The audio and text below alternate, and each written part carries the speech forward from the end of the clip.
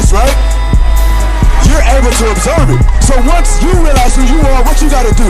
Step on this side and teach your people. The kingdom of God is within you. You. Once you wake up and teach your people, the kingdom will come. No more do we have to get gunned down. No more do women have to be raped. No more do we have to hate each other. Y'all gotta see that. Stop saying, I want change. Do it. Everybody ain't gonna make it, brother. One third of our people will make it. 2/3 will perish here in Babylon. We don't tell you nothing different, sis. We are the prophets of the Most High. We're not gonna tell you what you want to hear. We don't speak smooth words. Right. We're not gonna prophesy blessings. Right. We're gonna tell you, thus saith the Lord. That's right. And that is that if you don't repent, death is coming. Right. Read that. Isaiah 29:13. I know you never heard this before, right? Because guess what? You have been taught this Bible by your brother. That's But right. guess what? In these last days, God is waking up the true men of God to teach his people and bring us back into repentance. Right. Because you are the Israelites. You are the chosen people of God. Read. So thy race. So they what? So thy race. So they what? So thy race. Read. Which thou leavest shall be magnified. So our race will be magnified. That's right. Race is in the Bible, brother. That's right. God is a racist. All right, what's your name, bro? Damon Morris. You said who? Damon. Damien. All right, my name is Anathiah. All right, so what's your nationality? That's what we out here teaching, bro. We out here teaching our people, the so-called blacks, Hispanics, and everything. All right, man. All right, take it easy, bro. We teaching our people who they are according to the Bible. All right, so what's your nationality, if you don't mind me asking? African American. You said African American, right? All right, so where did we get that name from, African American? Can we be from two different places at the same time? No. So where does the word African American come from? That makes no sense, right? All right, so we've been taught that our names are black, African American, right? African American, the word Africa comes from a so-called white man named Leo Simplus Africanus. After he conquered that land, he named the land after his own name. So he named it Africa. So the people over there in Africa are actually not even Africans. Right. They would just name that name after he named the land after himself. All right, so we're not Africans. That came from a white man. Think about the name of America. That came from another so-called white man, an Italian navigator named Amerigo Vespucci. All right, so that's where America comes from. Our people don't know the history, so we call ourselves these names, but we don't know who we actually are according to the Bible. Right. So that's where that name comes from. So are you African American now? No. All right, so who are you? What's your nationality? I don't know. You don't know, right? Isaiah chapter 1 verse 3. Because what you're saying is a prophecy that was going to be written about us in the Bible. All right, so you just said you don't know, right? All right, read that. Isaiah chapter 1 verse 3. The book of Isaiah, chapter 1 and verse 3. The ox knows his owner. So an ox is a dumb animal. So the Most High God is comparing to us to livestock. He says an ox knoweth his owner. He knows his owner if he sees him. His master's crib. So an ass is a donkey. That's another dumb animal. An ass knows his master's crib. He knows where he resides. He knows where he lives, right? Go ahead. But Israel. Who? But Israel. But Israel, you just said what? Israel. You don't know, right? You say Israel what? But Israel does not know. But Israel don't know. Exactly what you just said. Read on. My people does not consider. So the Israelites today, they don't know who they are. We think we so-called blacks, Hispanics, and Native Americans. Right. We think that we blacks, we think that we Negroes, we think that we Indians, we think that we Mexicans. But we are not. We are God's chosen people. We are the Israelites according to the Bible. Right? That's right. All right, so now we're going to teach you and show you how do we know that we're the children of Israel according to the Bible. All right, if you have any questions, don't be afraid to ask us anything, all right? Deuteronomy chapter 28, actually Jeremiah 17 verse 4. It's the reason why we don't know our history, all right? So don't think that we're picking on you because you don't know who you are. You know what I'm saying? A lot of our people don't know. I didn't know before I came in this truth. Before I was taught these things in the Bible, all right? Right. So now we're going to teach you and show you who you really are according to the scriptures. Bring it up. Jeremiah chapter 17 verse 4. The book of Jeremiah, chapter 17 and verse 4. All right, read on. And thou, even thyself. So thou, even thyself, this whole Bible is talking to the children of Israel. So it says, thou, even thyself, Damien, go ahead. Shall discontinue from thy heritage. So discontinue, what does that mean? I don't know. Discontinue means to stop. You continue and you keep going, right? Right. So discontinue meaning you will cease, you will stop. You will be cut off from what? Read on. That I gave thee, and I will Read go, from the top again. and thou, even thyself, Thou, even thyself, Damien, go ahead.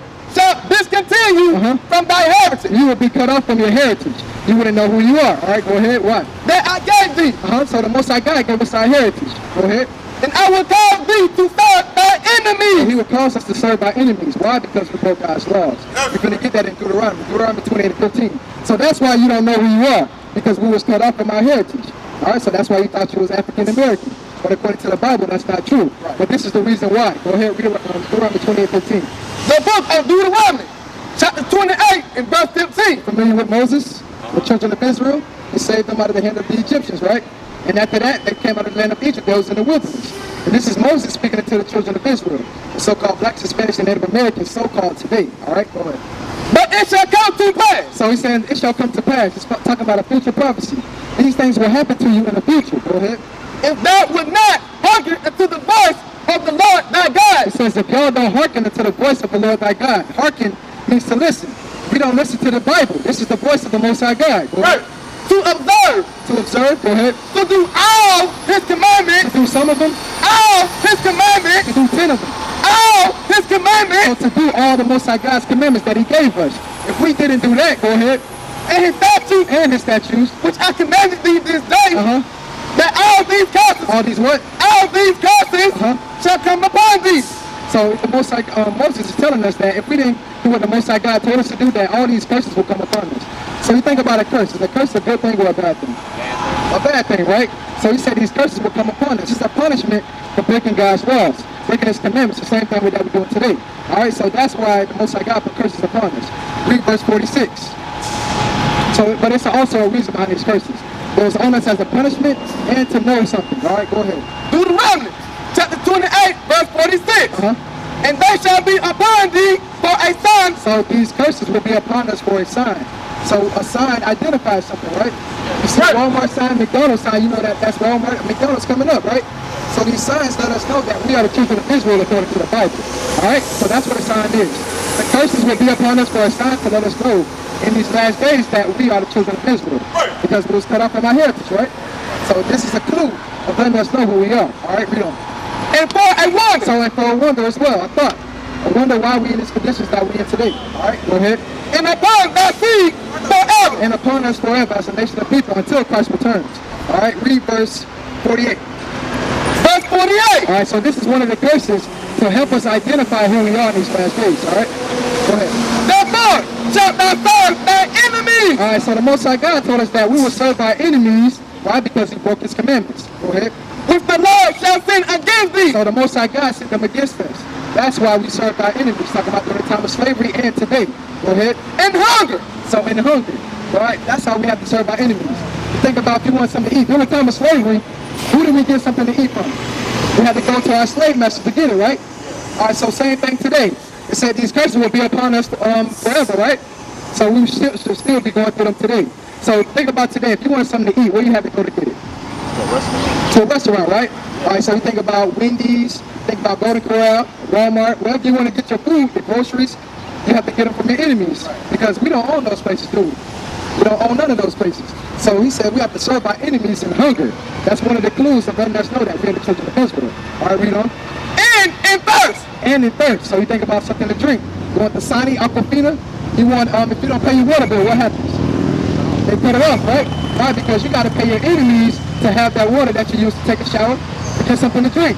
So in thirst, if you don't serve your enemies, you're not going to have no water. All right? Read on.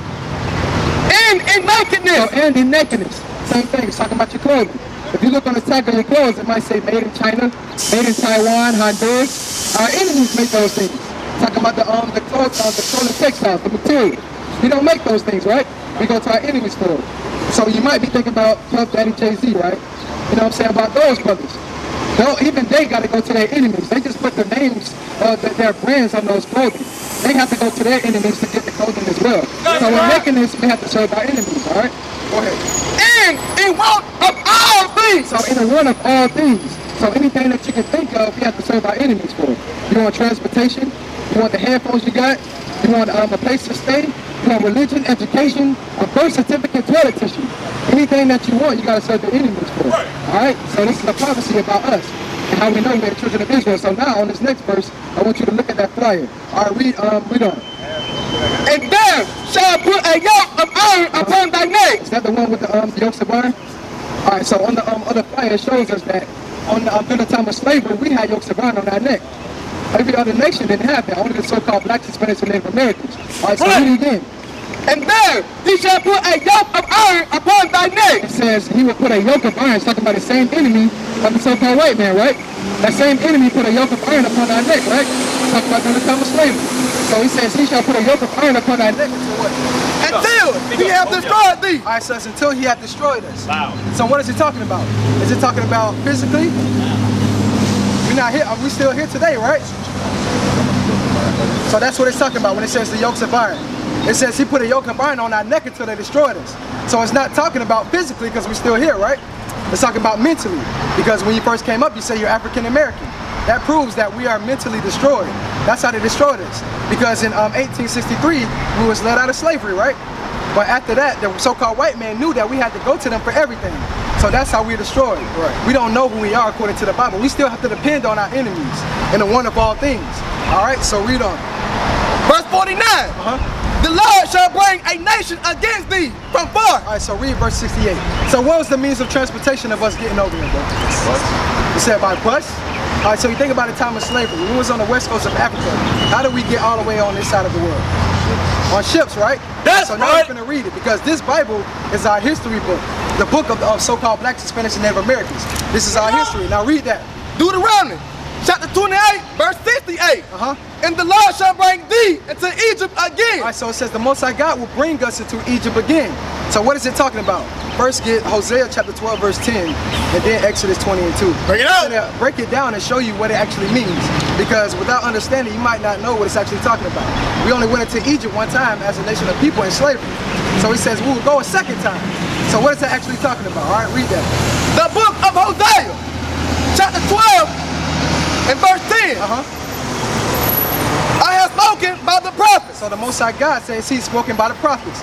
Moses was a prophet, right? All right, read on. And I have multiplied visions. So he says he multiplied visions. Go ahead. And used similar tools. And use what? Similar tools. All right, so now let's get Exodus 20 and 2. The Most High God uses similar tools. So when he says Egypt, he's not actually talking about the physical land of Egypt. He's talking about the condition that we was actually in. All right, so read that.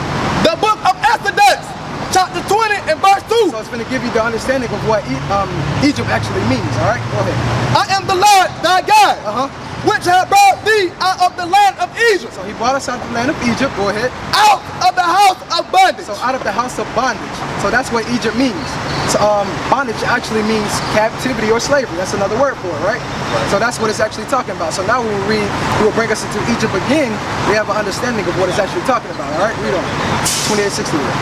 Deuteronomy chapter 28, verse 68.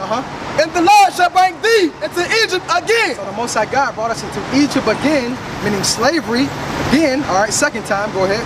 With ships. All right, so how you say we got over here? Ships. We got over here on ships, right? So this is a prophecy that was written about us because we broke God's laws. That's right. We was going to go into slavery on slave ships. That's what actually happened to us, right? All right, read on. By the way whereof I spake unto thee. So he said the same way he said it was going to happen, that's actually how it happened. All right, go ahead.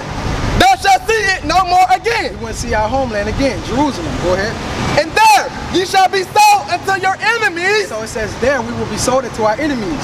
Talking about the so-called white man, the same man that we have to serve, the same man that put yokes of iron on our neck, right? It says there we will serve our enemies. Go ahead. For bondmen. For bondmen, talking about slave women. Go ahead. And no man shall buy you. So it says no man shall buy you, meaning no man shall redeem or save you. So you think about Martin Luther King, Malcolm X, Marcus Garvey. They all tried, but they failed, right? Because the Most High God says no man shall save you.